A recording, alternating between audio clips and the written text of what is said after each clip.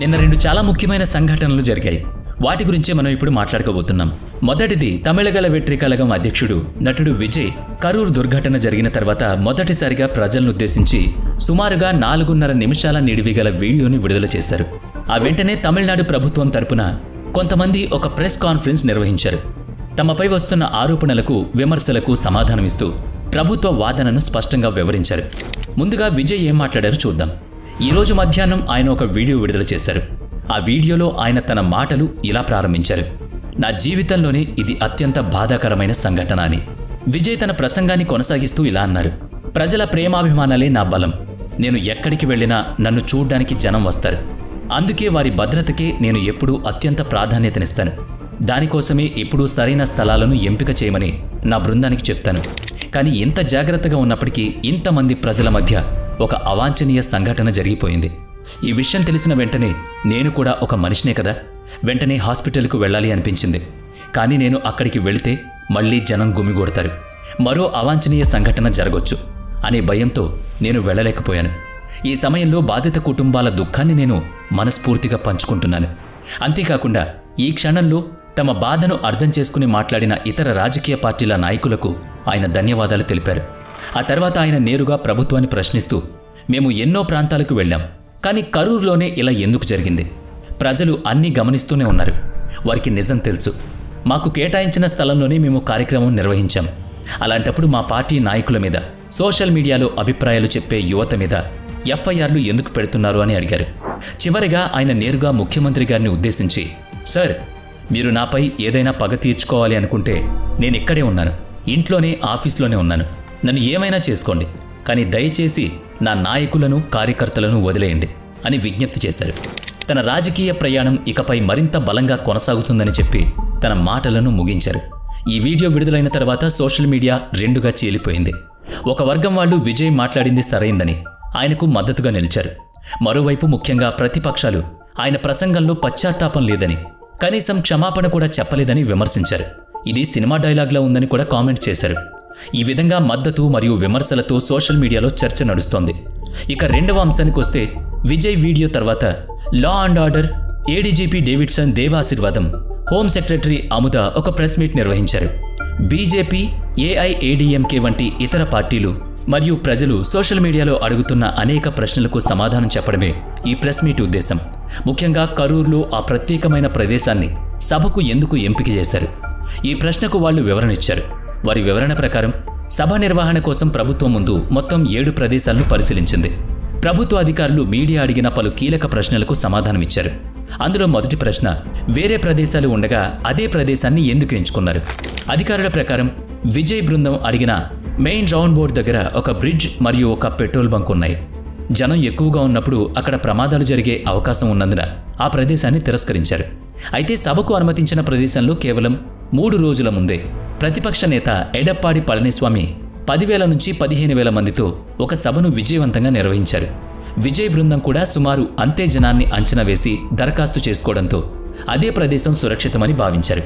ఇక రెండో ప్రశ్న, జనం అంచనా తప్పిందా? పోలీసులు తక్కువగా ఉన్నారా? విజయ్ బృందం 10,000 మందికి అనుమతి కోరినప్పటికీ 20,000 మంది వరకు రావచ్చని తాము ఊహించామని ఏడీజీపీ తెలిపారు. సాధారణంగా 50 మందికి ఒక పోలీసులను నియమిస్తారు. కానీ ఈ సభకు 20 మందికి ఒక పోలీస్ చొప్పున బందోబస్తు ఏర్పాటు చేశారు. అయితే సమస్య ఎక్కడొచ్చిందయ్యా అంటే, అప్పటికే సభా ప్రాంగణంలో ఒక గుంపు వేచి ఉంది. అదే సమయంలో విజయ్తో పాటు కాన్వాయ్లో మరో పెద్ద గుంపు కూడా కదులుతూ ఉంది. ఈ 2 గుంపులు ఒకేసారి కలవడంతో ఊహించిన దానికంటే ఎక్కువ తోపులాట జరిగింది. ఇక మూడో ప్రశ్న, ఉద్దేశపూర్వకంగా కరెంట్ కట్ చేశారా? ఇది పూర్తిగా అవాస్తవమని అధికారులు ఖండిస్తున్నారు.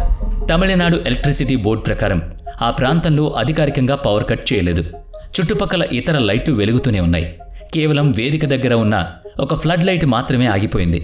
జనం ఒత్తిడికి వేదిక దగ్గర ఉన్న జనరేటర్ రూంలోకి ప్రజలు వెళ్లిపోవడంతో అది ఆగిపోయిందని, అంతే తప్ప ఉద్దేశపూర్వకంగా కట్ చేయలేదని చెప్తున్నారు.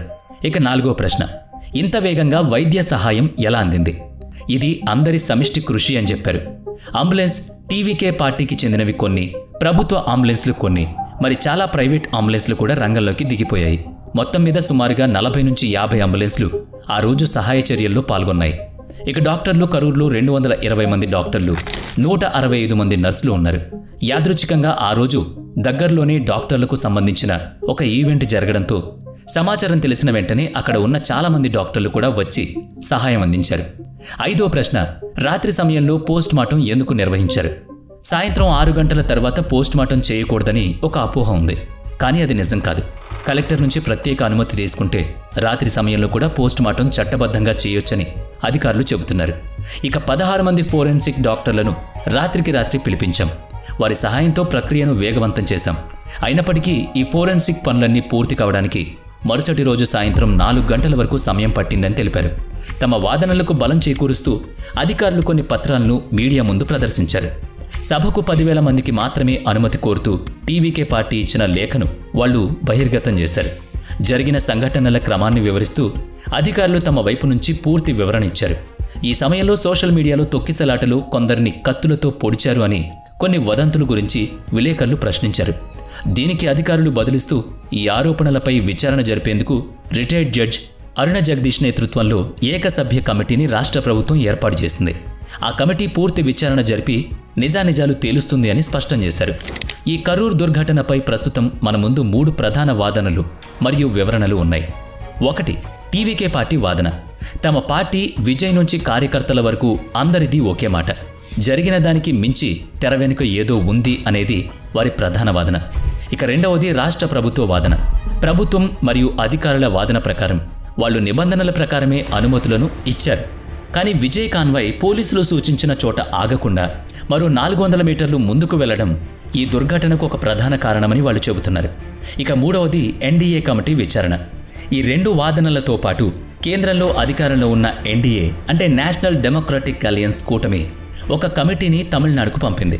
ఈ కమిటీ నేరుగా ప్రజలతో మాట్లాడి క్షేత్రస్థాయిలో ఏం జరిగిందో తెలుసుకుని తమ అంతర్గత నివేదికను సమర్పించనుంది. కాబట్టి ప్రస్తుతం ఈ దుర్ఘటనపై 3 వేర్వేరు విచారణలు సమాంతరంగా జరుగుతున్నాయి. టీవీకే డిమాండ్ చేస్తున్న సిబిఐ విచారణ, రాష్ట్ర ప్రభుత్వం నియమించిన అరుణ జగదీశన్ కమిటీ, కేంద్రం నుంచి వచ్చిన ఎన్డీఏ కమిటీ. ఇప్పుడు రాజకీయ పరిణామాలపై ఇతర నాయకుల స్పందన మరియు ఈ సున్నితమైన సమయంలో మనం ఎలా ఉండాలనే దానిపై చర్చిద్దాం. ఈ విచారణ నేపథ్యంలో వీసీకే పార్టీ తిరుమావళవన్ స్పందిస్తూ ఎన్డీఏ పంపిన కమిటీ ఉద్దేశాలపై మాకు అనుమానాలున్నాయి. కాంగ్రెస్ పార్టీ కూడా తమ తరపు ఒక కమిటీ పంపి విచారణ చెయ్యాలి అని డిమాండ్ చేస్తారు. చూస్తుంటే ప్రతి రాజకీయ పార్టీ, అధికారులు, ప్రజలు ఇలా అందరూ తమ తమ వాదనలను, అభిప్రాయాల్ని సోషల్ మీడియాలో వివరిస్తున్నారు. ఇదే సమయంలో సోషల్ మీడియాలో వదంతులు వ్యాప్తి చేసే వాళ్లపై కఠిన చర్యలు తీసుకుంటామని ప్రభుత్వం ఇప్పటికే హెచ్చరించింది. న్యాయాన్ని దాని పని చేసుకొనివ్వాలి. ఈరోజు సంఘటన జరిగితే రేపు న్యాయం జరిగిపోదు. దానికి సమయం పడుతుంది. వేలాది మందిని విచారించి ఏం జరిగిందో తెలుసుకోవడానికి అధికారులకు సమయం ఇవ్వాలి. కాబట్టి ఇలాంటి సంఘటన జరిగినప్పుడు మనం ఇలా విశ్లేషణ చేయడం తప్ప ఒక నిర్ణయానికి రాకూడదు. కత్తిపోట్ల ఆరోపణలపై అరుణ జగదీశన్ కమిటీ నివేదిక వచ్చే వరకు వేచి చూడాలి. టీవీకే కోరుతున్న సిబిఐ విచారణకు కోర్టు అనుమతి ఇస్తుందో లేదో కూడా చూడాలి. ఎన్డీఏ కమిటీ మరియు ఇతర పార్టీల కమిటీలు ఏం చేస్తాయో ఒక కన్నేసుంచాలి. మనం దేన్ని గుడ్డిగా నమ్మకూడదు. కానీ బయట జరుగుతున్న ప్రతి దాన్ని నిశితంగా పరిశీలించాలి. ఎందుకంటే ఇది మన దేశం, ఇది మన రాష్ట్రం, ఇది మన సమస్య అనుకోకపోతే రేపు జరగబోయే అనేక దుష్పరిణామాలను ఎవరూ ఎదుర్కోలేరు కదా. మరి దీనిపై మీ కామెంట్ ఏంటి? దీంట్లో తప్పెవరిది? విజయ్దా, లేదంటే ప్రతిపక్షాలదా, లేదంటే వ్యక్తిని ఆరాధిస్తూ గుంపులు గుంపులుగా గుమిగూడి ప్రాణాలు పోగొట్టుకున్న ప్రజలదా? ఈ విషయంలో మాత్రం మీ కామెంట్ ఖచ్చితంగా మాకు అవసరం. ఎందుకంటే ఆ కామెంట్ ద్వారా చాలామంది కళ్ళు తెరుచుకోవాలి. మరోసారి ఇలాంటి దుర్ఘటనలు జరగకుండా ఉండాలనేదే మా తాపత్రయం. కామెంట్ చేస్తారు కదా. నెక్స్ట్ వీడియోలో మళ్ళీ కలుసుకుందాం. Thanks for watching.